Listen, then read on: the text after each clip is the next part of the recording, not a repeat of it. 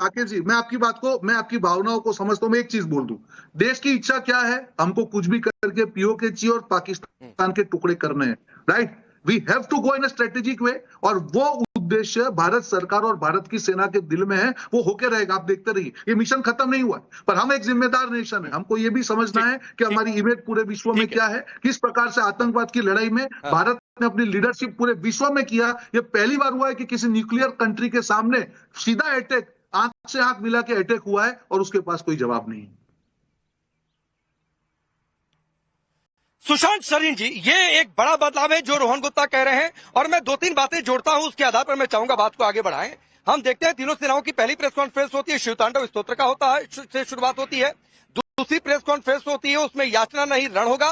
सवाल एक पूछा जाता है, उसमें यह कहा जाता है कि बिना भय के प्रीति होती नहीं है, रामायण की चौपाइयों का उद्घोष होता है।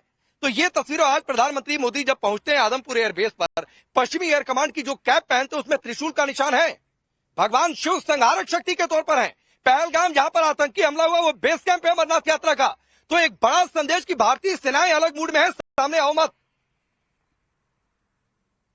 नहीं, देखिए, वो तो प्रधानमंत्री जी ने जो कल रात को देश के साथ बातचीत की और आज जो सैनिकों के साथ के बीच में जाकर बातचीत की, उसका एक अपना संदेश तो बड़ा स्पष्ट है। और जो नीति है भारत की वो भी स्पष्ट है। ये अभी आप रोहन जी से पूछ रहे थे कि भाई बातचीत क्यों होगी? कोई बातचीत नहीं होगी। आई कैन अश्योर यू, बातचीत अगर कोई करना चाहता है तो एक केंद्र बिंदु है बातचीत का, और वो केंद्र बिंदु है आतंकवाद। उसी के साथ जुड़ा हुआ है कि कश्मीर में बातचीत करनी है तो एक ही केंद्र बिंदु है कि जो पीओके का जो आपने कब्जा किया हुआ है उसको आप छोड़िए, आप निकलिए वहां से, दफा होइए, ठीक है। वो दूसरा केंद्र बिंदु है। और तीसरा केंद्र बिंदु ये है कि कोई पानी वानी का के ऊपर कोई समझौता नहीं होगा जब तक आप अपने सारी आतंकी फैक्ट्री खत्म नहीं करते। ये तीन केंद्र बिंदु हैं। अब जो पॉलिसी है पाकिस्तान के साथ, और कुछ लेना देना नहीं है अब हमारा, ये बात टोटली स्पष्ट हो चुकी है। मेरे ख्याल सबको ये समझ लेना चाहिए। दूसरी चीज ये है कि आगे भारत की नीति क्या रहेगी। भारत की नीति तो अब बड़ी स्पष्ट है। हम देखिए हमारी प्राथमिकता क्या है, और राकेश जी ये जरूरी है हमारे लोगों को भी समझना, जो ये बोलते हैं ना कि यार रुक क्यों गए, अंदर क्यों नहीं घुस गए, अभी क्यों नहीं ले लिया पीओके। हमारी अभी प्राथमिकता क्या है? हमारी प्राथमिकता ये है कि अभी हम 4-4.5 ट्रिलियन डॉलर की इकोनॉमी है, हम अगले 10 वर्षों में 10 ट्रिलियन को क्रॉस करें ताकि हमारे लोग समृद्ध हो, उनमें और ज्यादा उनमें एजुकेशन हो, और हमारे यहां पर लोग फले फूले। हम ये चाहते हैं। साथ ही साथ हमारी ताकत भी बढ़ती है, हमारी दुनिया के ऊपर जो हमारा लेन देन है वो भी बढ़ता है, दुनिया के ऊपर हमारा इन्फ्लुएंस भी बढ़ता है। ये हमारी प्राथमिकता है। लेकिन जो रोहन जी कह रहे हैं पीओके को लेना, भाई यार पीओके दो तरीके से लिया जा सकता है। एक तो तरीका यह है कि हम जलगार कर दें, जंग कर दें, ठीक है। दूसरा तरीका यह है कि हम अपने दुश्मन को इतना कमजोर कर दें कि उसी से ना संभाला जाए और हमारी झोली में आके गिरे। और ये होगा एक दिन, आप देखिएगा। ये बलोचों को भी जो उनकी आजादी है वो इसीलिए मिलेगी कि पाकिस्तान इतना कमजोर हो जाएगा कि वो अपने किसी भी हिस्से को बचा नहीं पाएगा।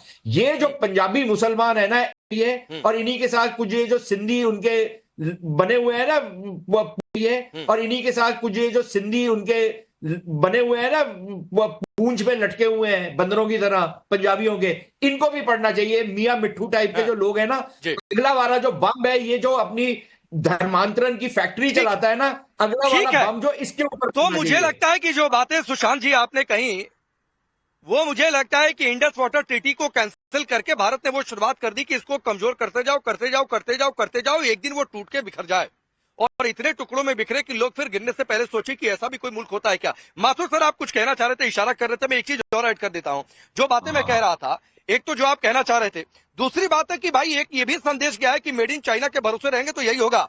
PL-15 की बातचीत करें, HQ-9 की बातचीत करें, JF-17 की बातचीत करें, या फिर उनका YIHA लॉटरिंग म्यूनिशन की बातचीत करें, प्रधानमंत्री ने कहा कि भाई ये डिफेंस सिस्टम है हमारा, और संकेत था कि चाइनीज माल टिकेगा नहीं।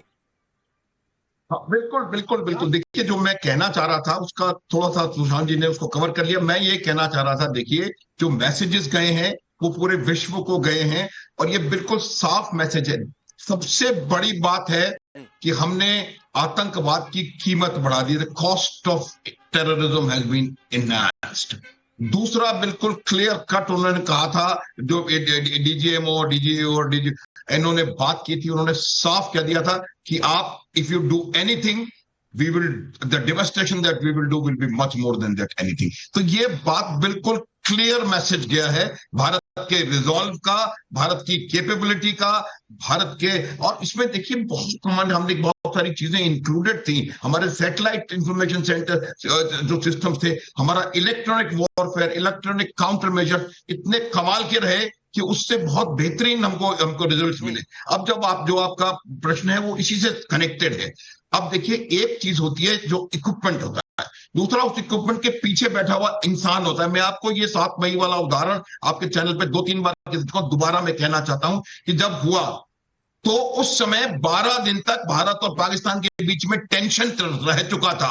उस समय पाकिस्तान की जो एयर फोर्सेस थी, पाकिस्तान की जो एयर डिफेंस नेटवर्क ग्रिड था जो कि कमजोर नहीं है, वो और तमाम उनकी forces highest standard, highest level of readiness में थी। और ऐसे हाईएस्ट लेवल ऑफ रेडीनेस में आपकी मिसाइलों ने जाकर के 22 मिनट में 11 टारगेट्स को तहस नहस कर दिया, बिना किसी डिटेक्शन के, बिना किसी नुकसान के। ये you can not imagine this. तो इसमें इक्विपमेंट का जितना दोष है उससे कहीं ज्यादा दोष जो इक्विपमेंट के पीछे लोग बैठे हैं उनका है। लेकिन एक बात बिल्कुल साफ हो गई है, जिस लेटर की मैं बात कर रहा था उसको भी ध्यान में रखिए, चाइनीज इक्विपमेंट की पोल पूरी दुनिया के सामने खुल चुकी है और सबसे बड़ी चाइना की समस्या यही है। और चाइना ने बीच पोल में खुली है और पीके श्रीवास्तव सर उनकी पोल खुली है और हमने अपना डंका बजवाया है, डंका बजवाया डिफेंस सिस्टम का, जिसका कल भी पीएम मोदी ने जिक्र किया, आज भी पीएम मोदी ने जिक्र किया और उसका सबूत है JF-17 का गिरना।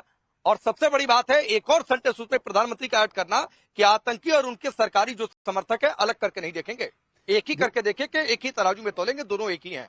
राकेश जी, यहां मैं जो बात जोड़ना चाहता था, जो मेरे को पैनलिस्ट हैं इतने नॉलेजेबल, उन्होंने सारी बातें कह दी, लेकिन आत्मनिर्भरता जिससे मैं जुड़ा रहा हूं अपने पूरे जीवन काल में 50 से ऊपर साल मैंने हमेशा पाकिस्तान न्यूक्लियर नेशन होने की डींगे हाँकता था, अपनी डिफेंस सिस्टम ये करता था, उसकी भी पोल भारत ने खोल के, जो मेड इन चाइना माल, जो सस्ता माल होता है, वो सस्ता माल क्या होता है पूरे विश्व ने देखा कि उनकी क्या धज्जियां उड़ गई, उनके एयरबेस की धज्जियां देखिए, एयर डिफेंस सिस्टम की धज्जियां देखे और पूरी तरीके से बेनकाब हो गया कि चाइनीज माल की हकीकत क्या है।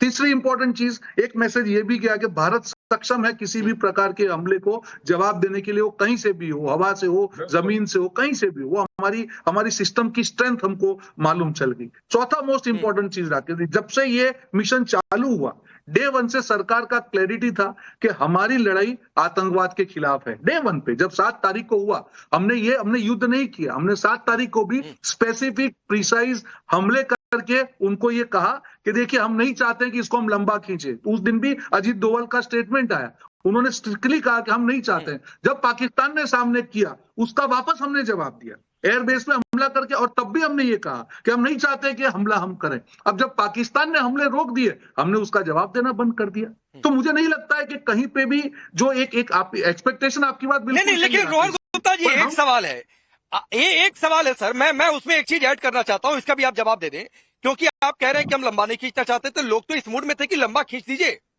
एक बार में कहानी खत्म, जितनी हो सकता है हर बार की लड़ाई कर दीजिए। ये देश में अधिकांश लोगों की जनभावना थी ये।